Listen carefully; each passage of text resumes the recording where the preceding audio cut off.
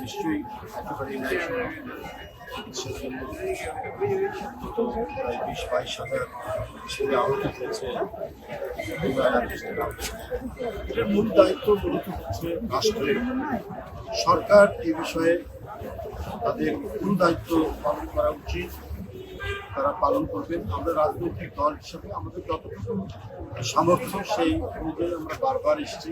আমাদের বিএনপির অন্যান্য নেতৃবৃন্দ এসেছেন, তারাও দেখার চেষ্টা করেছেন। আমরা তাদের সাথে কথা বলে তাদের ক্ষুব্ধতা, তাদের ক্ষোভ আমরা যেটা পেয়েছি সেটাও অন্যায় না, সেটাও যুক্তিসঙ্গত যে বিনা চিকিৎসায় তারা অনেকেই কাতরাচ্ছেন, অনেকেই বেদনার্থ অবহেলা করে যাচ্ছেন। এর আরও উন্নত চিকিৎসার জন্য প্রয়োজনে দেশের অন্য কোথাও ভালো হাসপাতালে অথবা বিদেশে তাদেরকে পাঠানো যায় কিনা সেগুলো নিয়ে খোঁজখবর করা বা স্পেশাল একটি কমিশন করা হতে পারে, দায়িত্ব ছিল সরকারের।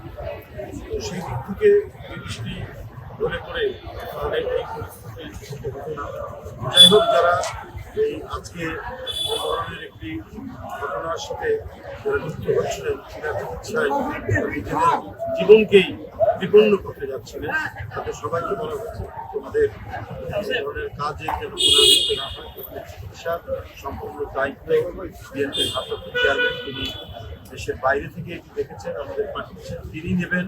এবং বিএনপির পক্ষ থেকে একটা সংগঠন তিনি যেটা করেছেন, আমরা বিএনপি পরিবার, সেই বিএনপি পরিবারের যারা আছেন তারা এসে খবর নেবেন, তাদের সম্পূর্ণ চিকিৎসা।